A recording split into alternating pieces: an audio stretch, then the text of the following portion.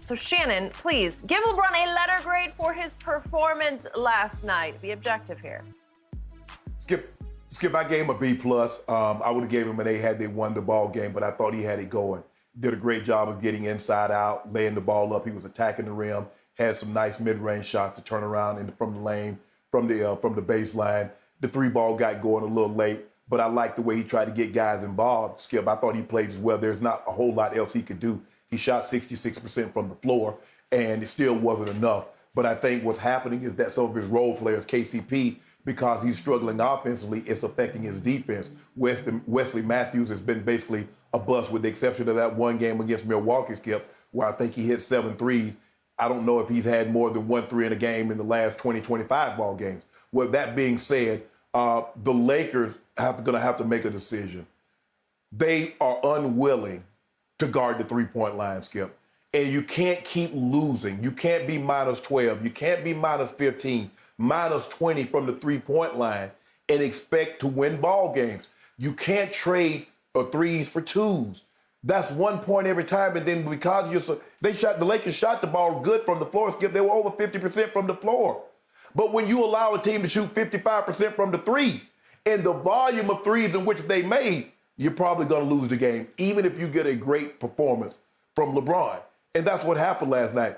I think a lot of this falls on Frank Vogel. He's trying to experiment with lineups. You cannot have Wesley Matthews and Taylor Horton playing the same amount of minutes as Trez when Trez is really your only big. Because what happens, Skip, if you saw late in the third into the fourth, they went Saric at the 5 and had Chris Paul and a bunch of small guys. And what happened? Saric was punishing Dudley down low. He waited too long to get Morris back in the ball game. And then they blew a couple of assignments, and guys, Cam Johnson, and guys were getting wide open threes. And I don't know what it is. Jay Crowder can hit threes for everybody else except when he played with LeBron in Cleveland. Skip, you saw him in Utah. You saw him in Miami last year. You see him in Phoenix. He couldn't buy a basket when he was with Cleveland, and that's why they traded him. But back to the original point.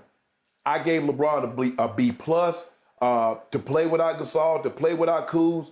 I don't really know what else you could want him to do. He did everything that you, Skip Bayless says, I want you to attack. He attacked. I want you to play out of the post. He played out of the post. He did everything he possibly could except win the game.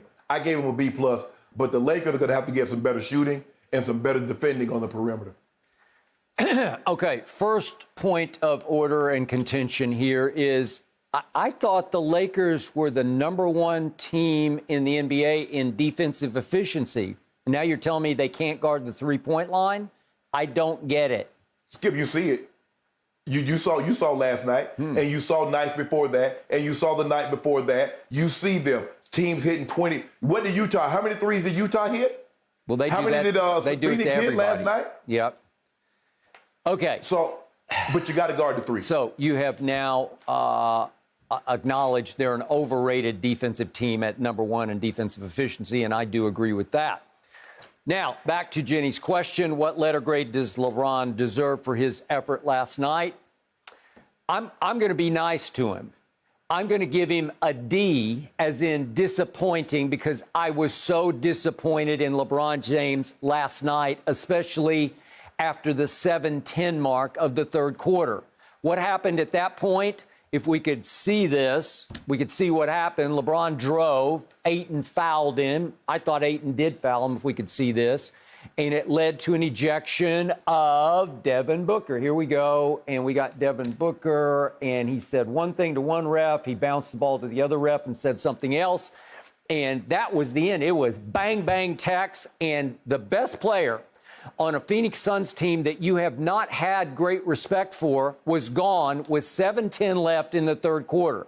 At that point, the Phoenix Suns were up 7 points, and I immediately tweeted, wow, it's LeBron's game on a silver platter. He should take this home at home. And he was not able to do that. And again, the Achilles heel for LeBron this year has been the three-point line. He continues to shoot and miss from the three-point line.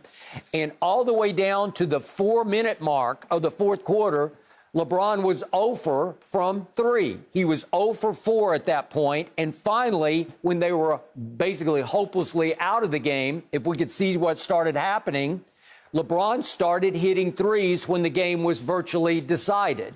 He made his first one. It was actually 4:03 left.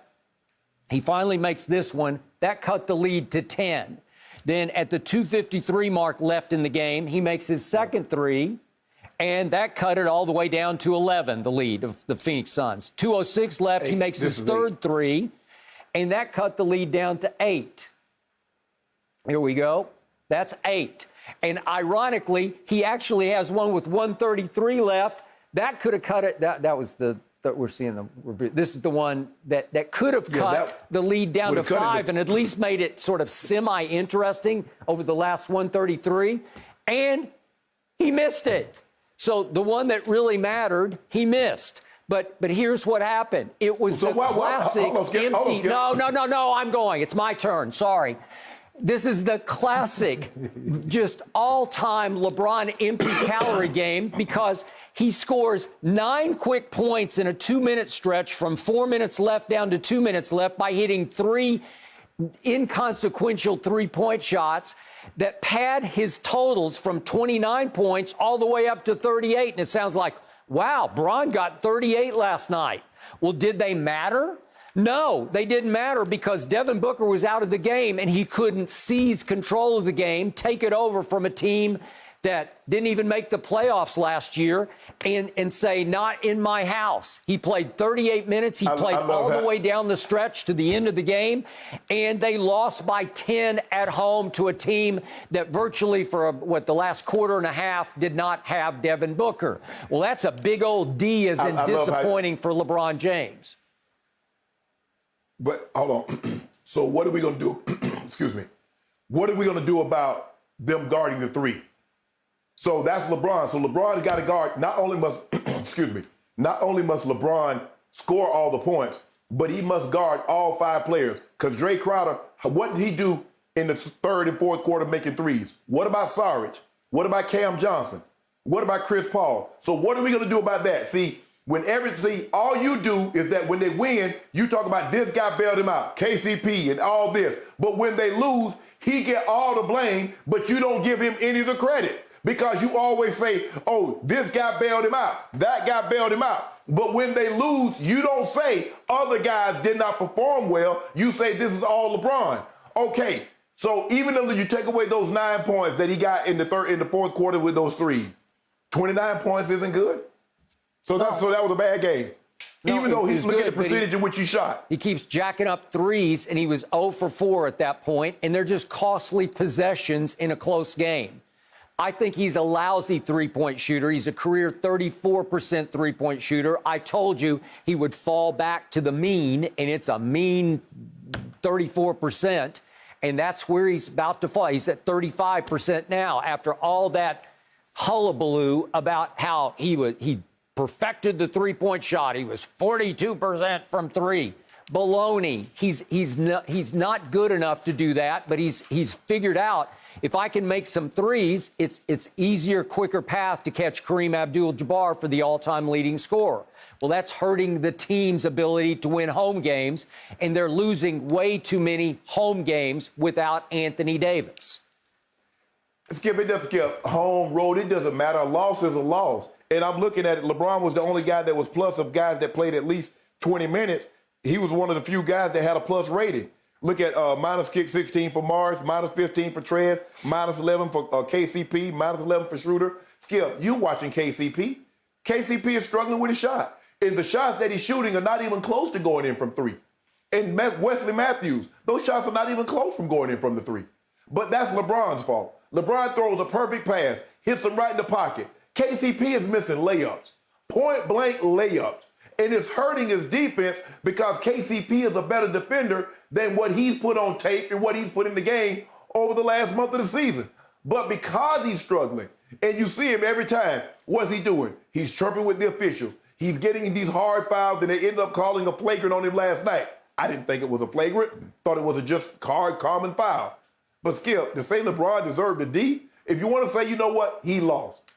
But if you notice, this is a lineup. I don't know how much you watch Phoenix, but they love playing Saric at the 5 because it spaces the floor and now Chris Paul can work, either get to the basket or drive and kick. And if you look at the Lakers, what teams have given them trouble? Teams that have guards that can break you down off the dribble. Bradley Beal, Russell Westbrook. You see what Jamal Murray did. You saw Chris Paul. Guys that have guards that can take people off the dribble because the help's got to come.